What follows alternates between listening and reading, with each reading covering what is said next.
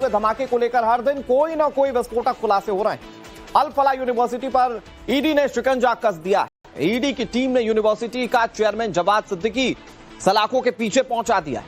Delhi blast case में university के doctors का नाम सामने आने के बाद से ही ये फरार था और उसके बाद अब इसके खिलाफ ईडी ने कार्रवाई शुरू कर दी है। इधर अल फलाह यूनिवर्सिटी से जुड़ी इस वक्त की बिग ब्रेकिंग आपको बताने जा रहे हैं। यूनिवर्सिटी का चेयरमैन जवाद सिद्दीकी गिरफ्तार हो चुका है।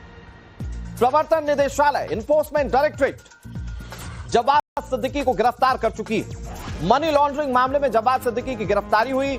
मनी ट्रेल जांचा जाए ये गृह मंत्रालय की ओर से। ब्लास्ट के बाद जब अल फलाह यूनिवर्सिटी का नाम सामने आया था तो गृह मंत्रालय की ओर से फैसला लिया गया था और अब कार्रवाई ईडी की ओर से की जा रही है। ईडी कार्रवाई तब करती है जब विदेशों से भी फंडिंग होती है।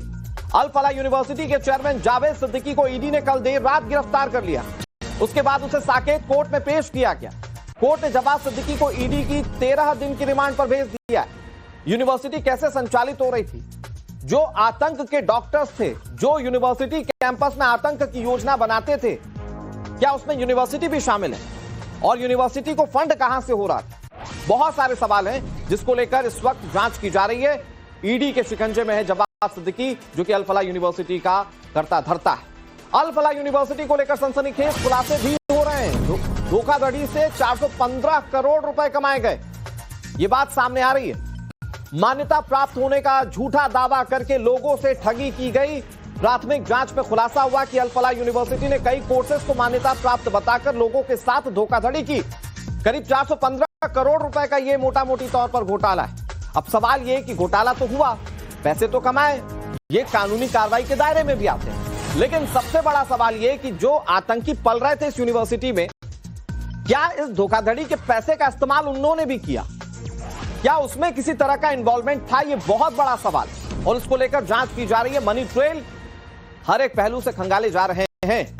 रेवेन्यू ऑफिसर कई बार अंदर जा चुके हैं यूनिवर्सिटी के और कई सारे दस्तावेज देख चुके हैं, कई सारे सबूत इकट्ठा किए जा चुके हैं। लेकिन ईडी की यह कार्रवाई जिसमें पता चलता है कि कई कोर्सेज की मान्यता मिल गई है, यह बताकर धोखाधड़ी की गई। 415 करोड़ रुपए का यह पूरा धोखाधड़ी का मामला बताया जा रहा है।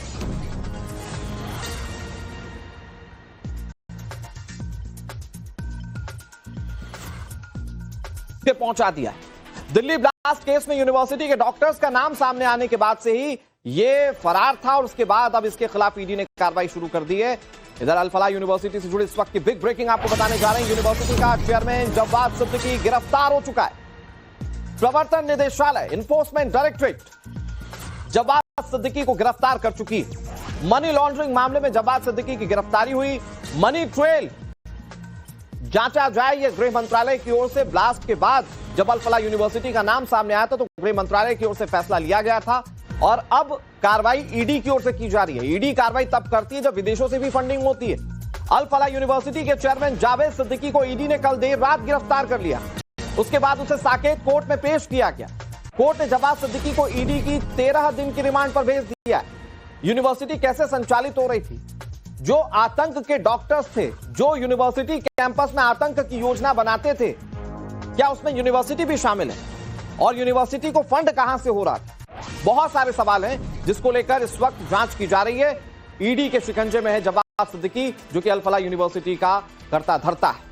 अल फलाह यूनिवर्सिटी को लेकर सनसनीखेज खुलासे भी हो रहे हैं। धोखाधड़ी से 415 करोड़ रुपए कमाए गए, ये बात सामने आ रही है। मान्यता प्राप्त होने का झूठा दावा करके लोगों से ठगी की गई। प्राथमिक जांच में खुलासा हुआ कि अल फलाह यूनिवर्सिटी ने कई कोर्सेज को मान्यता प्राप्त बताकर लोगों के साथ धोखाधड़ी की। करीब 415 करोड़ रुपए का यह मोटा मोटी तौर पर घोटाला है। अब सवाल यह कि घोटाला तो हुआ, पैसे तो कमाए, ये कानूनी कार्रवाई के दायरे में भी आते हैं। लेकिन सबसे बड़ा सवाल यह कि जो आतंकी पल रहे थे इस यूनिवर्सिटी में, क्या इस धोखाधड़ी के पैसे का इस्तेमाल उन्होंने भी किया? क्या उसमें किसी तरह का इन्वॉल्वमेंट था? यह बहुत बड़ा सवाल और इसको लेकर जांच की जा रही है। मनी ट्रेल हर एक पहलू से खंगाले जा रहे हैं। रेवेन्यू ऑफिसर कई बार अंदर जा चुके हैं यूनिवर्सिटी के और कई सारे दस्तावेज देख चुके हैं, कई सारे सबूत इकट्ठा किए जा चुके हैं। लेकिन ईडी की यह कार्रवाई जिसमें पता चलता है कि कई कोर्सेज की मान्यता मिल गई